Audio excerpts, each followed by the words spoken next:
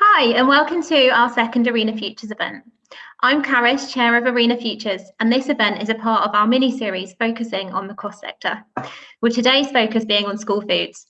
For those of you that don't know, Arena Futures was set up as a subdivision of Arena, which we started to help people new to the industry to make connections, develop their skills, and grow their careers.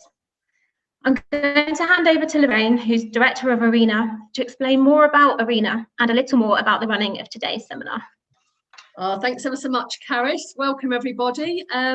Before I cover the general housekeeping points, I'm conscious that some of you may be joining us for the first time, and not necessarily know who Arena is. So just a very, very brief explanation from me. So we're a hospitality and food service networking organisation that's been established for nearly 35 years. So through our portfolio of live events, our real aim is to provide an educational, engaging and inspirational platform for our members to create new business relationships, catch up with industry friends and colleagues, and also hear from key industry speakers, whilst at the same time experiencing the hospitality of some of our wonderful venues. But unfortunately, COVID has suspended that for the time being. So we've actually taken Arena into the virtual world. Now, I'm sure you're all used to viewing virtual events. We've been doing it for quite some time now, but just to remind you all that you can actually see and hear us.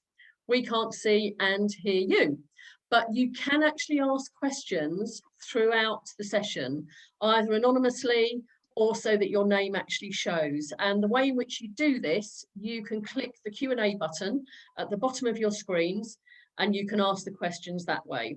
What we'll then do is we'll go through as many of the questions as we can at the end of the session.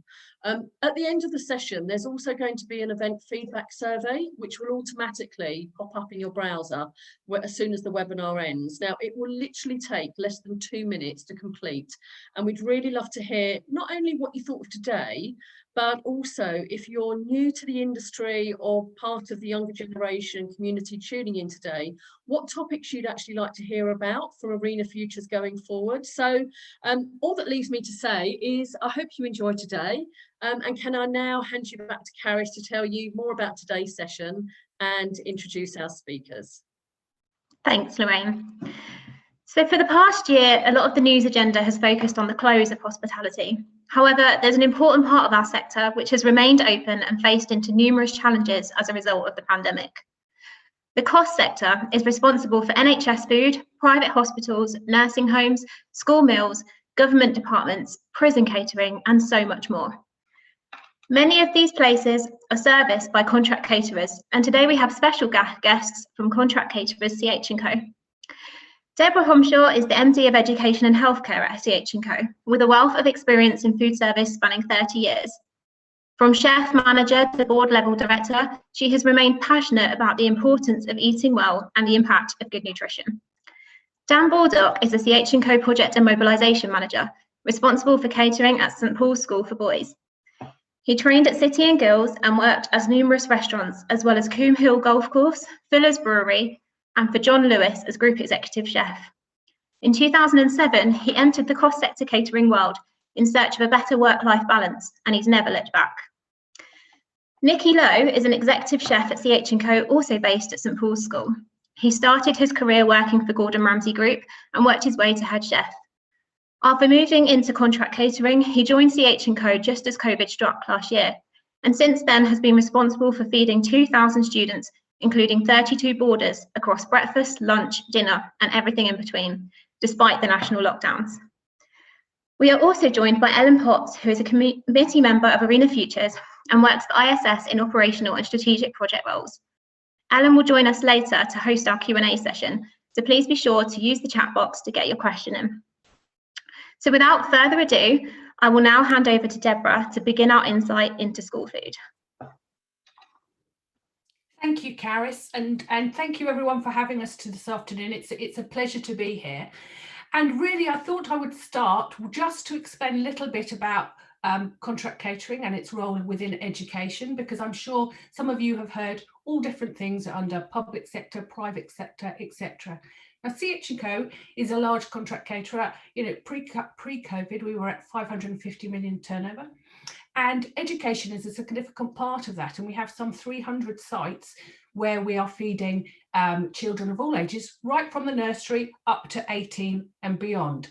And it's a very, very exciting sector to be in. And I hope this afternoon that you're going to get a little bit of information and insight into why we think it is such an exciting area to work in. Now, over the course of this afternoon, we are going to focus on a few areas, specific areas. Well, so we're going to do a little welcome, obviously, to it and tell you about education, but also we're going to talk about the challenges over the past year and what that has looked like on the ground with the people working. And facing those challenges, how did we then respond to them? What did we do that actually made things run smoothly? And as we go forward, we will then look at the future. Now, education, all I'm going to say to you is welcome to education, where laughter absolutely is the key thing we do alongside food. And there's no better picture, I think, than the children that we work with all the time. They're the brightest and the best. They're our future generations. And actually, when you put the food there with it, who could ask for anything more? Working with the children, working with food, I don't think there's a better place to be. So education.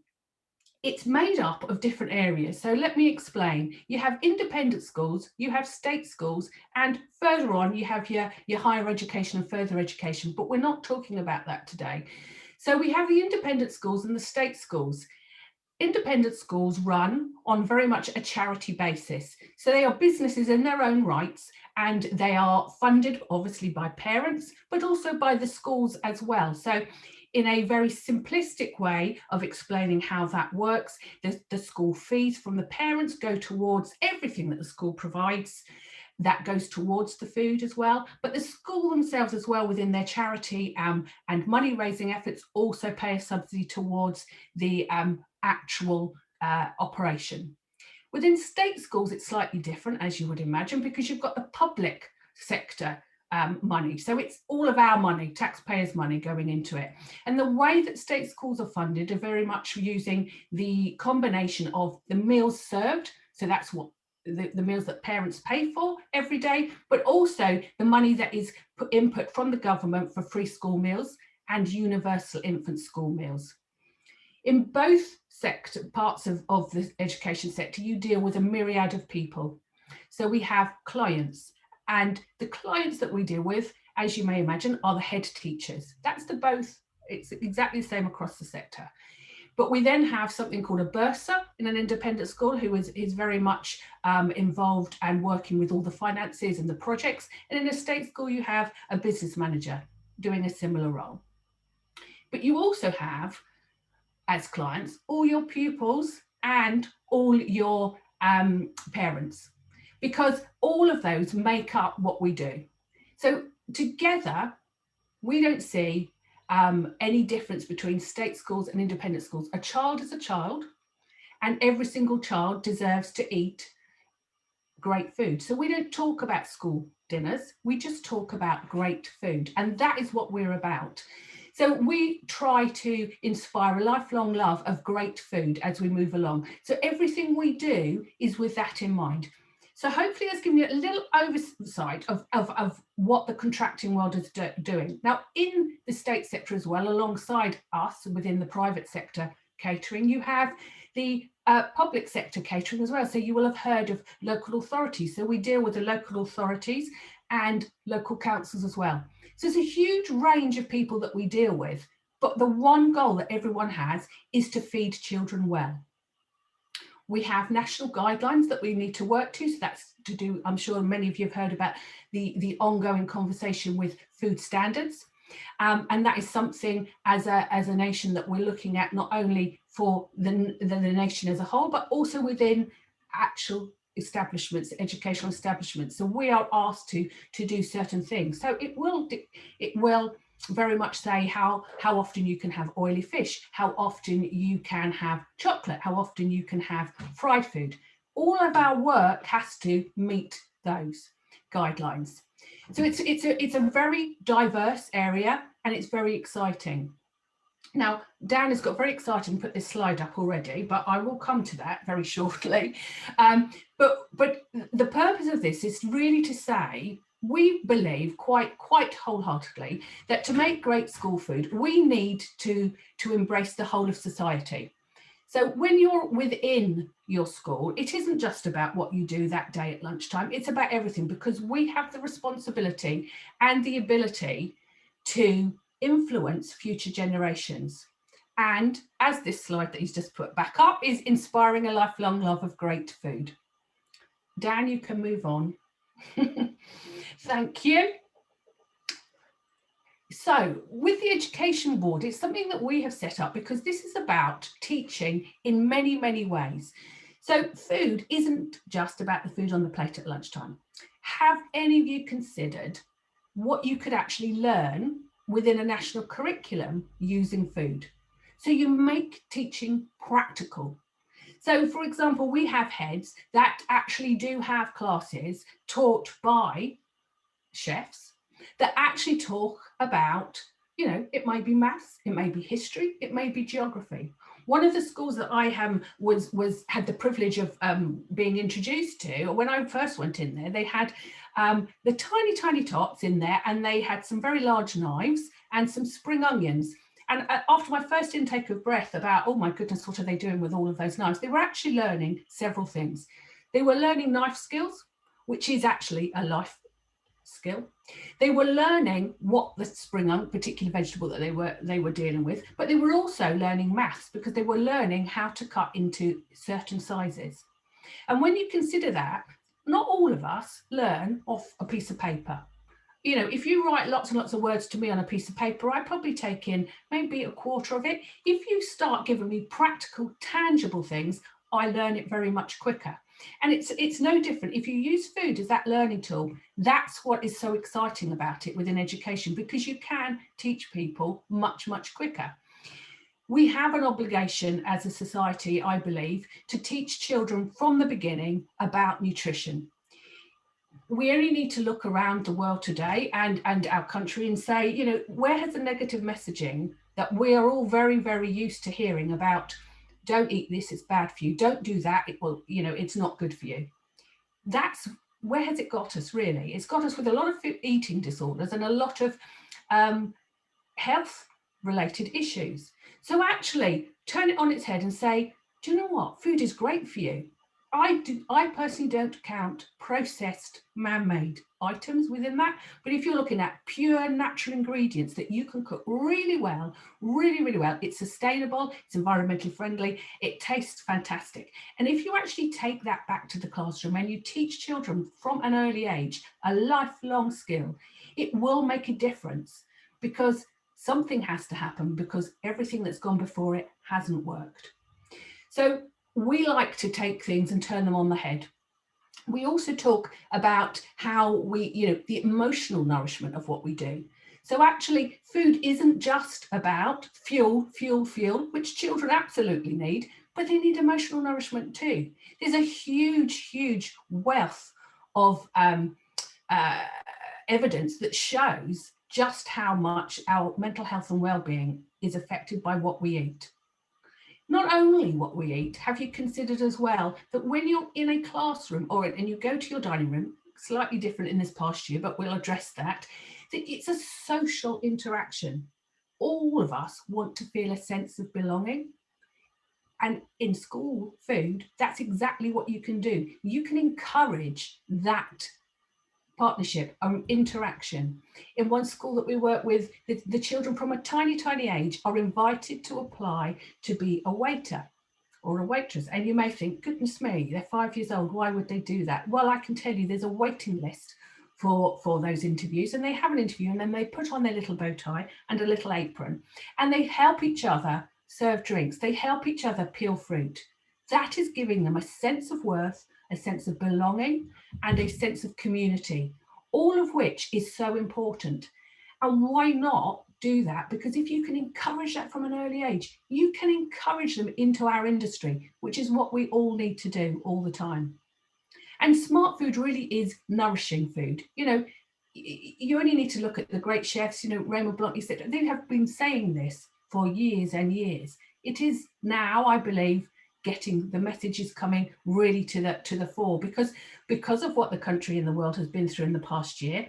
It's perhaps very relevant now. So where we have looked and worked with the link between nutrition and diet and sustainability in the environment, what time, it may be very difficult to do, but when will there be a better time than now to actually make this the forefront of the discussions? Now, moving forward, I think now would be a good time to talk a little bit about the challenges that we've all faced over the last year. And with this, I'd like to introduce you to two of the team here today as well, which is Nikki Lowe and Dan Baldock, who are going to appear on the screen as if by magic. Well done. And what we've got up here is, so Dan, who is the maestro here of the slideshow, we work in our world under the 4 Ps, which maybe sound very strange to you, but my business continuity plans are always under people, product, price, and process. And Nikki is going to, and Dan are going to talk to us about 2 of those vital parts of the process over the course of the last year. Over to you. Lovely. So, challenges for us. It all started in March 22nd. Everything was normal. I had a full school, full team behind me. And then within 24 hours, that was it. 23rd, all schools are shut. Everyone's gone. But with that challenge, I still had a full stock level. So my fridge was still full. So I had to then start trying to figure out how to move this product, what we can do with it, alter the menus. Then I had to talk to my suppliers because obviously they also shut, but I still needed products coming in because as much as everyone else was closed, we still had a small amount open. Then we get to the 1st of June. Now, the 1st of June, we start having a few little juniors back and a few of the key workers, children coming in, so we had to feed them. So new challenges started. We had to adapt the menus. We had to adapt our food offer. And also our staff had to adapt because we went from having 15 staff in the kitchen to just 2 of us. So it's a bit of a jump. And then we moved on, got through to the summer. Most of us had a summer holiday, but myself and Dan and other St. Paul staff, we were still here all the way through the summer. And we get to the 1st of September, schools are back. We're ready to go, raring to crack on. But then the challenges started. We now need to adapt this and adapt our situation to the problems because COVID's still there. We've still got to feed these children in a safe manner, and we still had to adapt the menus along with that. Then we get fast forward through the autumn, still going through the same challenges, but meeting them every single day. We then get to Christmas, which is always a great time. Start getting ready for the Christmas dinner, which everyone loves, turkey once a year. All prepared on the Monday, ready for Tuesday morning. Tuesday morning comes, we're ready to serve 2,000 kids. COVID hit us again, and we only have 800 left to serve. So now back to the same challenge from March.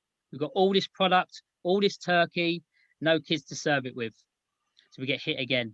So it all goes all over again with the suppliers, talking to them, what we can do, trying to build a bit of a relationship to move things around. Then get through Christmas, get to January the 4th, everyone's back, staff have been trained, meeting new challenges on that side of things, all happy. 24 hours later, we get hit again. 5th of January, all schools close. We roll back a whole year to March 2020. Everything's closed and go back again to suppliers. The issues start all over again, the menus and the products. Dan, want to jump in on that one now? Okay, so yeah, so like just to go over some of the dates and times and some of the areas that Nikki touched on there, but from a more process-driven sort of background. So once again, so we start ourselves in March 22nd, we're geared up, ready to go along for the year, normal school. 23rd, we get a little announcement from Boris saying, oh my goodness, everybody's got to go into lockdown. So that then brings into itself the challenges that we find, and the challenges that we faced on a daily basis from that point onwards was re-educating and giving staff the information that they needed to do to make sure the processes that we needed to implement in terms of the guidance were real, and that they had to now retrain themselves to be able to look after the pupils that were still within our care, the staff that we needed to make sure that they were understanding of the new process and the health and safety that sits behind that. For us, it was, we got through that March area and sort of looked towards, building that up, and we had a variance of different key workers and different children in, and it was just us understanding the processes that we needed to do and to make sure the staff did perform it, but still keeping it fun and interesting, because as we all know, lunch is still that important part of the day, and it's just about making people feel comfortable. So we got through that first part of it, and we got to the 1st of June, where we then started to see, and what is quite a common word now, bubbles. Bubbles were the big thing in June, and it was about how we then get those bubbles into our dining areas, get them fed. And to be fair, we had quite a nice introduction to bubbles, because it was only the junior and primary years that we had to start looking after. So it was us dealing with that, and then still making the pupils, children that we were looking after in terms of normal school pupils, feel comfortable, feel interested, making sure that lunch wasn't just a part of the routine. It was a step out of their normal, the new normal. So, and it was just about helping them to enjoy best what we were trying to do. I mean, so that led us through into September. So bubbles became more bubbles, and there was bubbles everywhere.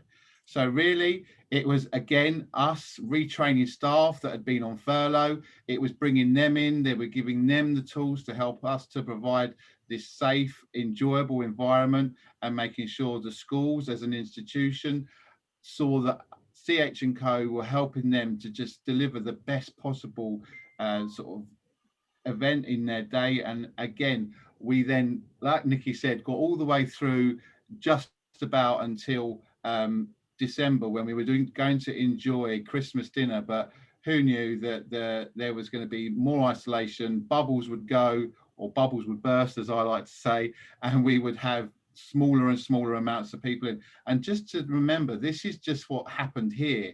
There is 300 different sites, so it's 300 different types of scenario, all being acted out in different facilities, different schools, different teams. So whilst me and Nikki are just briefly touching on what the challenges were for us here, holistically, this is what was going on across the whole of the CH&Co education. It was something that everybody was getting to learn. So while we're reflective of what we did here, it wasn't just here. So moving through Christmas, I hope everyone enjoyed that, but we all look forward to the 4th of January. Oh my goodness, 4th of January comes, followed by the 5th, and we're all back out again. And as Nikki said, it was just like a time train back to March again, and learning how to do all this stuff again. So, I mean, that was just some of the challenges we faced here, but it was just across the whole of the country. So everybody's doing their own individual challenges. Thank you, Dan. And I think, with the other two P's on this, people and price, I think there's a big piece that we must not underestimate the challenge of people. When I say people, I include that, whether that be our customers, which are our little people, our children, or whether that's the parents and their anxieties, it's the teachers and the local councils.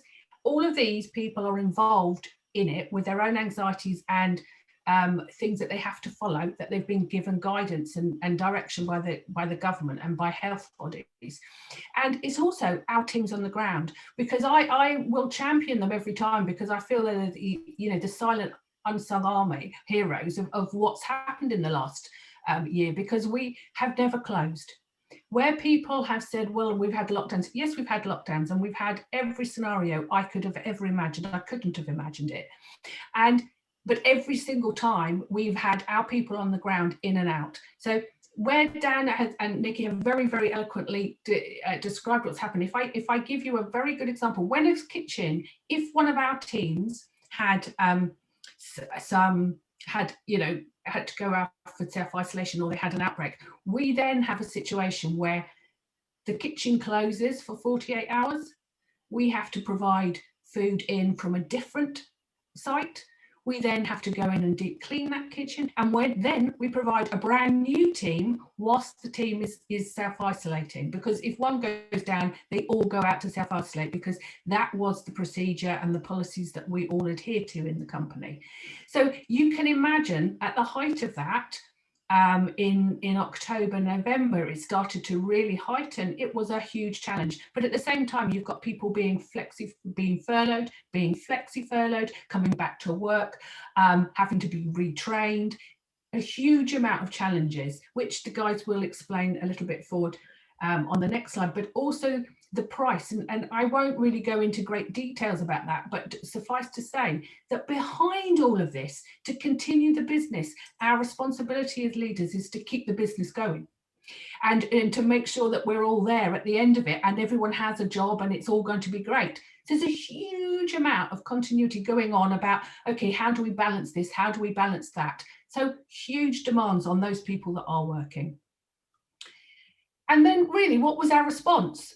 So, you know, agile management being, I would say, the key word of last year. Dan, have you got your next slide? Yeah. Here we go.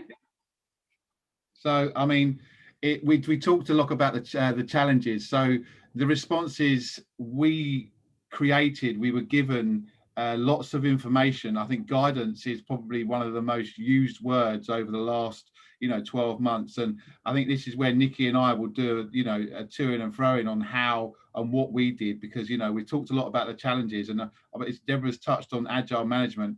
I think first and foremost for me, it was about recognizing what we needed to do, how we were going to do that, and then providing that situation and the understanding of how we do that in the clearest and simplest way, because what we didn't need to do was complicate anything anymore. And it was just about understanding my team, and then me passing that on to Nikki and him providing that management style and being able to just be flexible. Would you agree, Nikki? Yeah, totally. And it was the same for my guys as well, because everyone had to go off on furlough like we spoke before, and I had a big team around me at the start. There was 10 chefs down to just myself and one other guy. And he also had to adapt his way of working, because, we all had to do more than one job because there was only a few of us there, but the job still needs to be done. So, we had to train them to do more than what they would, even if, not just cooking, really be serving, being the front of house and back of house. But the most important thing for myself, what I tried to do throughout the whole of it, was just keep calm the whole way through and keep them calm, because obviously we still had COVID going on in the background, but whilst we were here, So we tried to keep calm as possible, teach them the same way, manage their style a bit different, and they also manage themselves a bit different. So, positives come out of the negatives, because they all, retrain themselves at the same time and learn how to do a bit more. So, yeah. I mean, along with that, Nikki, obviously we all, it stems down from Deborah as well, managing centrally to us managing at site level. And I mean, making decisions based on the day-to-day information that we get. And some of those decisions, I mean, for me, they were difficult, more than difficult. They were emotive. They were, we were dealing with people's lives, and we were dealing with the people we were looking after, and making those decisions were quite difficult. And, for me, I can think of, many difficult ones, but Nikki, I mean, I wouldn't like to say what you thought, but it was part and parcel of the daily routine, wasn't it, making those decisions? Yeah, it was tough. There was always, like you say, we spoke about the size of the team, and that got cut down, and these decisions weren't easy, but I feel the backing and the support that we gave everybody eased it a little bit, and making these difficult decisions in the last 12 months. I mean, of course, with all the guidance that we received, the way we had to adapt to the ever-changing, I mean, change was only the constant, for a good 12 months, really. And I think adapting to that landscape, I mean, we talked about our food service, but we went from a one central dining room to having to adapt to serving over 4 different outlets, and for me, that was probably one of the biggest logistics we had to cope with. And, we went from producing out of a lovely kitchen and a lovely dining room to how many other outlets, Nikki? So we went up to 4 in the end. So, yeah, 4 different food outlets that we had to break it down to, but still only having one kitchen. And, St. Paul's is a big school. So the 4 different outlets are not close to each other. They're all quite sparse over the grounds. So that was, a bit of adapting, but good. I mean, the last few things we're going to, I mean, here we all are on what perhaps we wouldn't all have thought we were, as a platform in technology terms. And who knew we'd all be Zoom wizards and Teams gurus. And, I mean, as CH&Co does, we use a lot of platforms that help us that are technology based, digitally based. I mean, for me, I really like that side of things. It's something that really makes things clear, and technology has been a real bonus to me. I mean, obviously there's the lack of one-to-ones, but I think that technology has scooped up some of that in terms of the day-to-day communication, and I've embraced it as one. Nikki, how do you feel about that? Yeah, I mean, coming from purely chef backgrounds, even down to ordering, it's always been a face-on thing with the suppliers, and you talk to them more, and you write very old school, pen and paper, write the ordering down, ring it all through. That changed completely. We went into technology and all ordering, online and things like that. So it cut that one-to-one, straight away, which is quite difficult for someone like me who's quite, hands-on, face-to-face. That's how I like to deal with the situations. But then on the flip side of that, I also adapted to it, and it's made it a lot better. Once again, turning a negative into a positive. It is good because you can manage your time a lot better. You can forward think a lot more. You can plan ahead. So actually, with all the technology, it has sort of helped. But as you can see, it's talking about webinars. I'm in one of my dry stores, so I really am on the front lines, as you can just see behind me. But still embracing the technology, just in different rooms. So yeah. So I think one of the last things, obviously, we're going to talk about with regard to our responses is, as a catering person. I mean, I've probably done a lot of things. I know Deborah's done worn a lot of different hats within catering, but I didn't think we'd ever open our own essential shop, which would provide the key workers and vulnerable children's teachers, parents, and the option to come to a shop within a school where we provide essential products, everything from tin pasta to beans. I mean, Nikki did the brilliant bit, which was, I'll let him explain to you what he did on a daily basis. Yeah, so the last thing I thought I'd be doing during the whole lockdown was putting on my old bread making skills. But as the country was going a bit chaotic in the shops and the bakeries, we started making our own bread. I had to pull out the old sourdough recipes and the rolls. So we was baking freshly every day for the community around us, because, who doesn't like fresh bread? So anything we can do to get people's minds away from this COVID situation, we was doing. But we was also setting up, food parcels, which was another one for us, done before. We was also doing ready meals for people that are on site that doesn't have kitchens. So we had to, make our own ready meals every day, me and another chef, which was interesting, something I've never done before. Still trying to get those layers of flavors into a plastic container that is getting reheated, is words I never thought I'd ever say from my career coming on. But it was really good. And again, it was really fun. And repeating myself, it was another positive coming out of a negative, because it's another bow, another string to the bow, so to speak. And it was really good. That was just one of many things that we had to adapt to during that time, but it was still good. And thanks for that, Nikki. And I think in terms of what we are going to do, I think Deborah's going to jump back in now and just give us a fresh approach to things.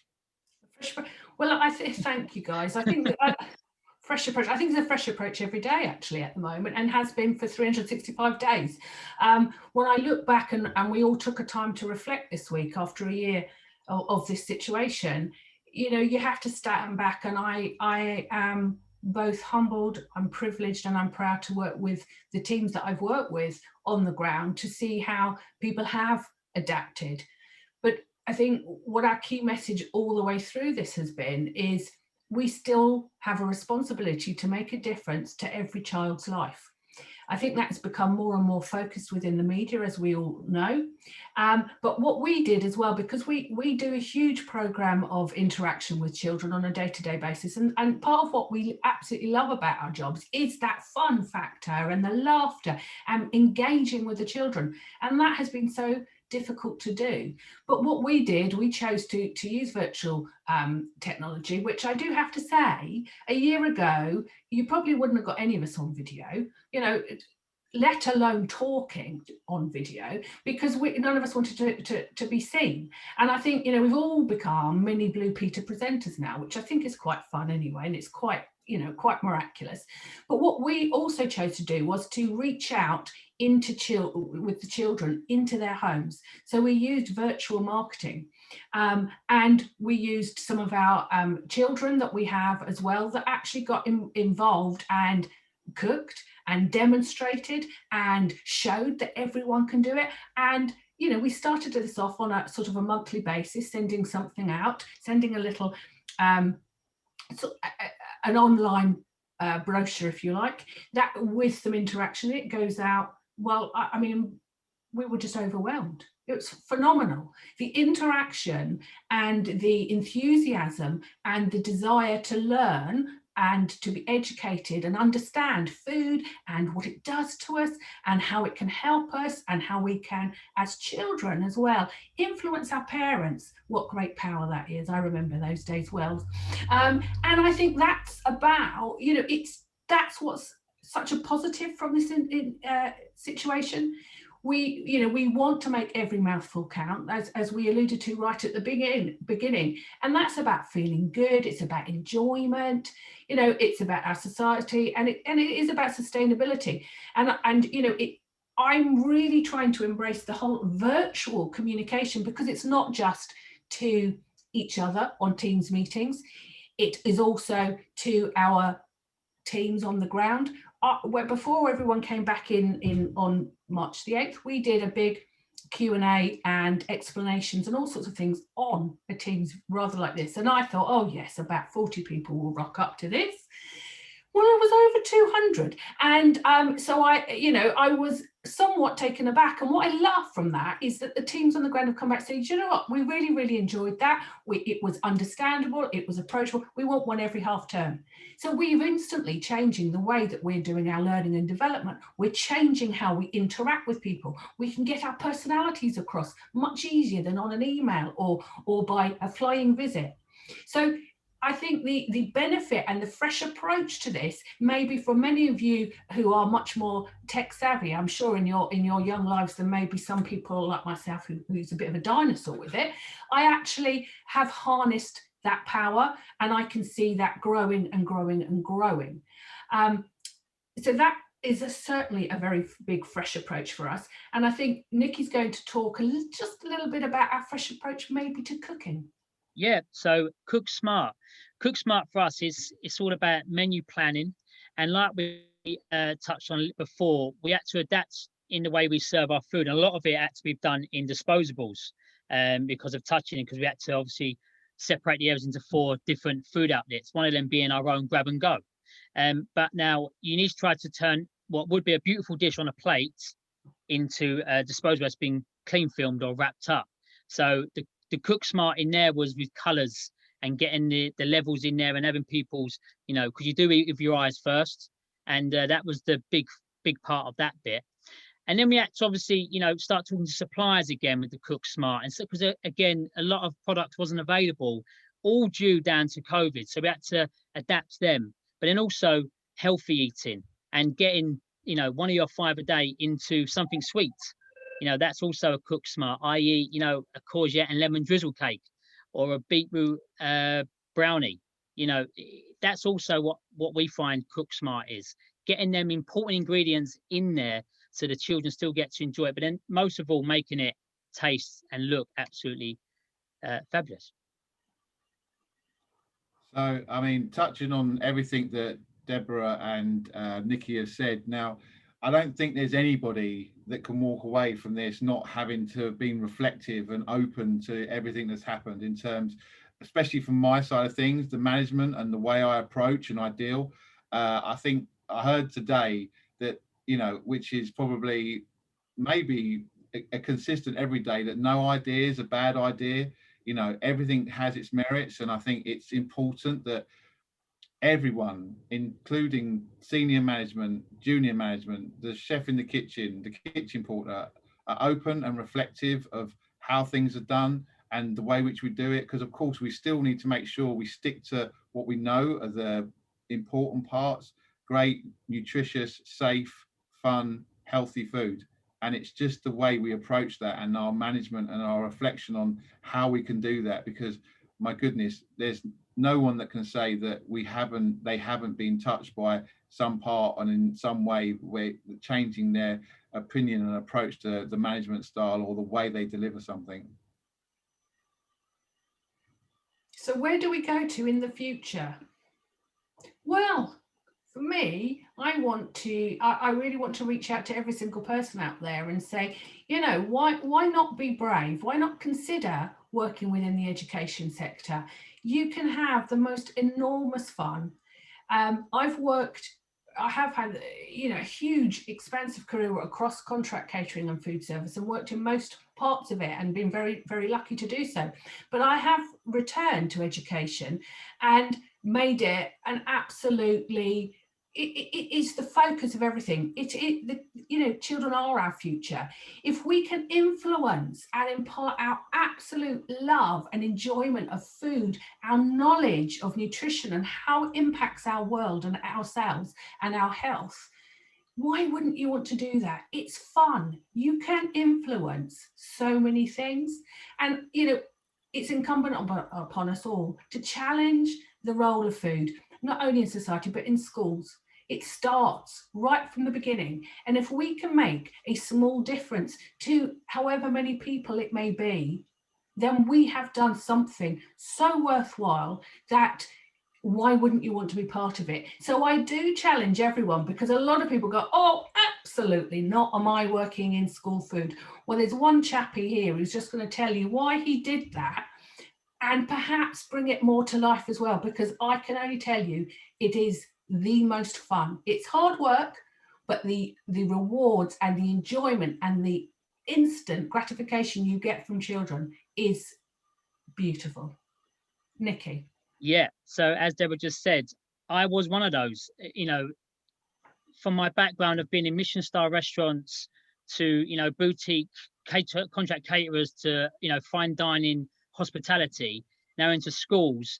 Now, the biggest thing for me is, it's not school food, it's just great food.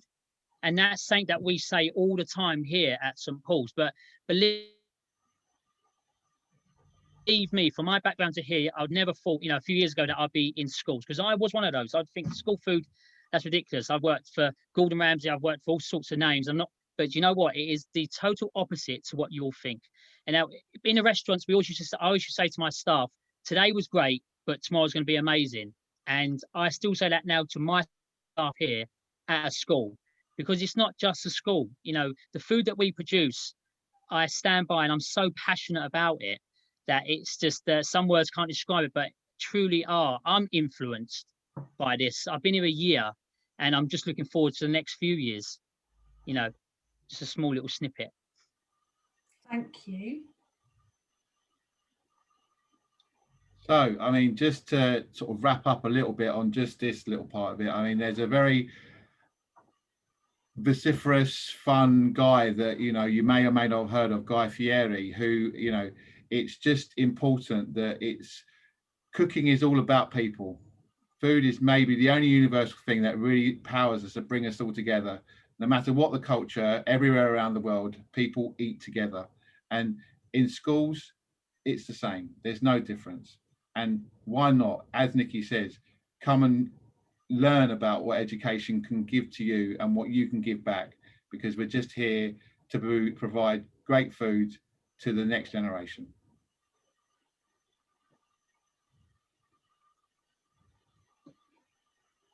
Brilliant. Thank you very much, Dan, and thanks Nikki and Deborah as well. Those insights in the presentation, really useful. especially as, you know, I think you touched on it, but school catering, you know, it tends to get a bit overlooked. People aren't really aware of the details of it. So I think this information and presentation has been really useful. So thank you. We're just going to have a bit of a Q&A session. So thank you very much to those of you who have used that Q&A box. Feel free to keep on adding as we've got a little bit of time, but we do have quite a few questions to get through. We'll start off with one for you, Deborah, and it's bringing it right back to starting out in school catering. And you briefly touched on it in the future slide, but what is the career progression like in school catering? Well, you can be anything you want to be. So you can come in at any level and you can go as far as you want to go. And I say that, and I'm not saying that lightly or anything else. You can come in with absolutely no qualifications and be absolutely love working with people. You may like playing around with food. You may like anything like that. And you know what? You get training at every level. You can learn any part of it. You know, you may end up saying, do you know what? I absolutely love working with people and I've got a real thirst for that. You may end up in HR, because I believe that this industry allows that. It doesn't matter who you are, what level you are at, where you come in, you can go from kitchen porter to CEO. And I truly believe that. I myself started off in portering many years ago, too many years ago. But I have been lucky enough to be very successful through hard work and determination, through people that I've worked with having welcome me into it, helping me, huge amount of mentoring and coaching goes in. It's very much a people business. And so therefore anyone can be anything they want to be in here. And you can become, you could be a head chef, you can be front of house supervisor, you could be a manager, you can do mobilizations, you can do HSC, health and safety audits, you can do anything. Because when someone says to me, Deborah, I'm just a chef, I always say you're just so much more than just a chef. There's no such thing. You do huge amounts of work. You're highly, highly trained and skilled, and maybe just don't realize it. But I do honestly believe that anyone can become anything they want to be within this sector. Brilliant, thank you. That actually links really nicely on to another question we've got, which I'll pass to Nikki, especially. So you've mentioned that you've come into the sector recently. So this question is just around the key learnings that you have from coming into school catering and what you've taken away from the last year. Yeah, I mean, like Deborah said, you can actually adapt, because I've just been a chef. I've only ever cooked and run kitchens, but coming here and being with CHCO for the last year, putting COVID aside, it really is a place where you can learn all the time. And I've learned, I'm stepping up. I'm an exec chef, but with myself and Dan running the operation as a whole, you find yourself doing a lot of other more challenges, and you got the support around you. So it's been really, really good, really influencing, and it's, I've been enjoying the whole ride so far. Brilliant, thanks. We've had a question come in from Holly, actually, which, Nikki, I'll pass back on to you again, and it's around the most important things when planning school catering, particularly for the rest of 2021. So you mentioned the constant up and down with supplies and products in your presentation. So how do you think you'll be prioritizing for the rest of the year? Yeah, I mean, when you're doing menus and menu planning for the year ahead, you have got to look at the supply coming in, obviously, and your suppliers, but you've got to think about the children itself. You want them to have, all the nutrients that they need, all the food that they should, but then make it fun. Because if it's not fun, then they're not going to really go near it.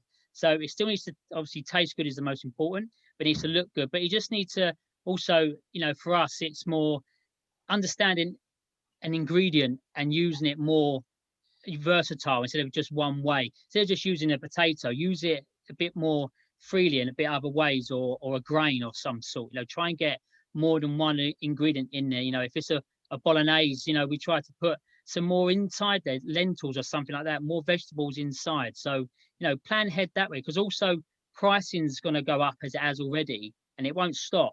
So you need to, think smart when doing your menus and add these ingredients that you can. So if it's not all of a meat product, put something else in there, like a pulse of some sort, to, you know, to bulk it out, to help them pennies, because, you know, you need to save them and for the next menus. Great, thanks very much. And Dan, I'll put this question on you. So this is coming from Mark. As a catering company, how important is product innovation to you and also your role? Okay, so, well, I mean, I was a chef. I think I'm still a chef. So for me, innovation and development is just key. If you stand still, things pass you by.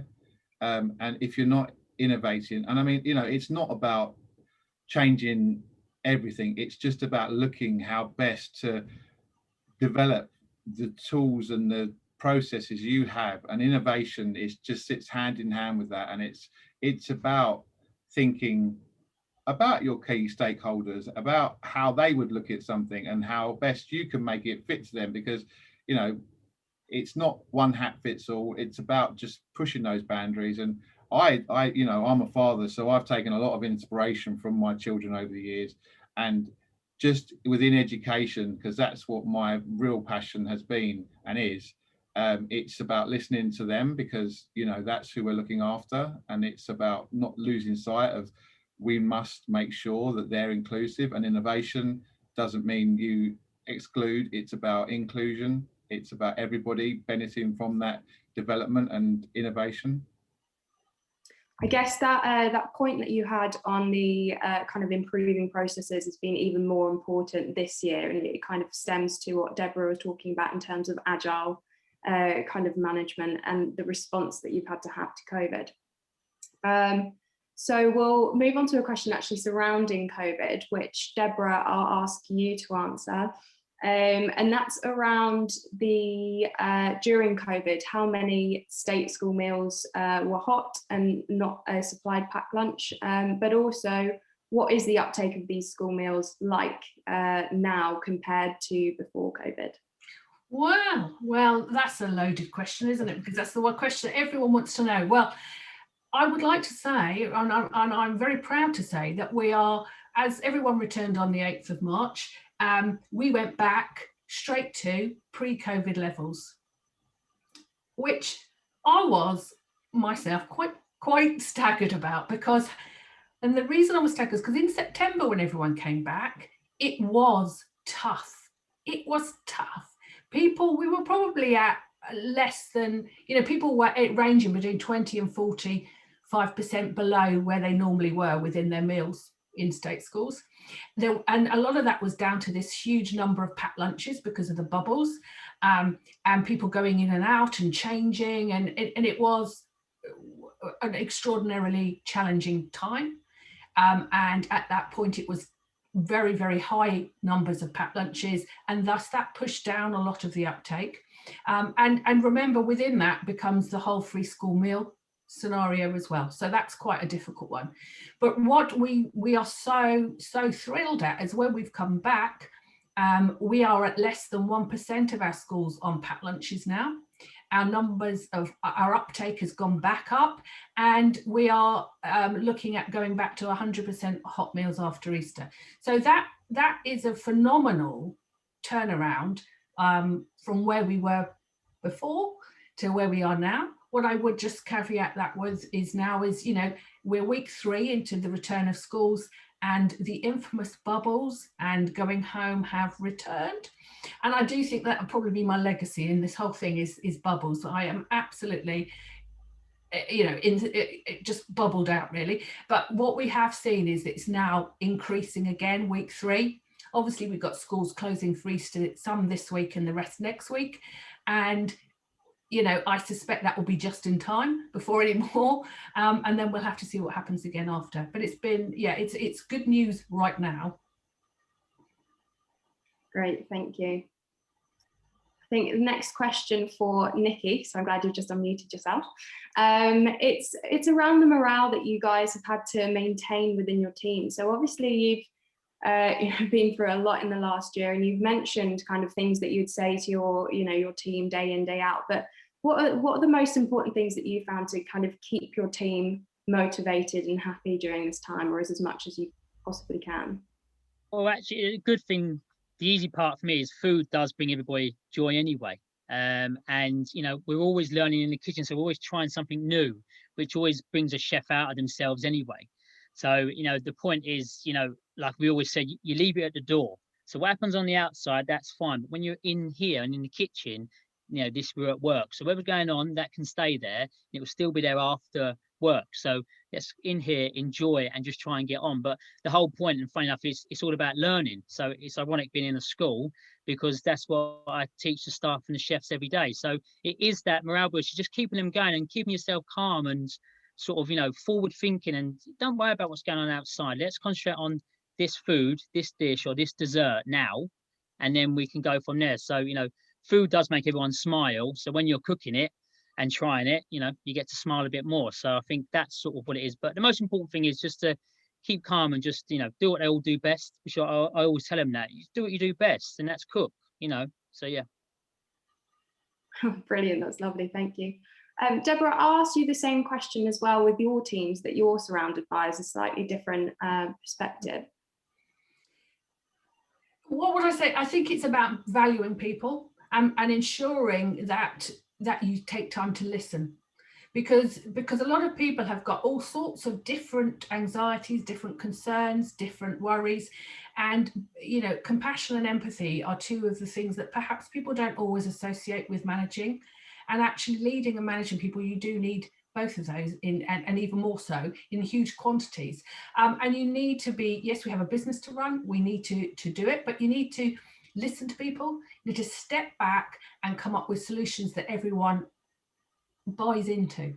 So you include people. It's a very inclusive business. It's we always have been in a very inclusive management team and support one another without question. But I think that's even more important, and it's reaching out to people when they've been maybe on furlough or flex furlough. We reach out to them, we ensure that they're okay. What are they doing? You know, so we're reaching out, but we're also giving them, we have to give people hope for the future, because there comes a point when people are worrying, well, what is going to happen? And I think we've done that well. We've done Wellbeing Wednesdays. We do, as a company, we hold like this virtual Wellbeing Wednesdays, and we have varying people talk on them, and that will be from the teams on the ground as well as maybe experts that come in and talk to people. We as a group exec, we have a fortnightly call as well, so that people understand what's happening, because people's initial reaction at the beginning of this is very much, oh my goodness, is everyone going to survive? Because that's the initial thing. So you have to reassure people all the time and keep really open, transparent communication. But also we've done fun things. So we've done quizzes, and we've done, you know, we've done the virtual marketing I spoke to about, and we've included different people. So we've included some people's children, and it's really lovely, because if you can do that and you make people feel valued and worthwhile, and that there is going to be an end to it, and we all work together. You know, it doesn't matter who you are or what you are, we're in it together, and we will come out of it together. So I think kindness, valuing people and keeping them in the loop a lot of the time, because a lot of people's anxiety is just when they don't know what's going on. Brilliant, thank you both really lovely answers, so thanks. We've got time for just one more quick question. So Dan, what one piece of advice would you give someone looking to start their career within school catering, if you could just choose one? Open-minded and passionate. Sorry, that's two, but you know, it's for me, similar to Nikki, came in with a perception and I couldn't have been more wrong. So it's just about open-mindedness and passion. If you've got them, you're going to win. Great, thank you very much. What a note to end on. I'll just hand over back to Caris to close off the webinar today, but thanks all three.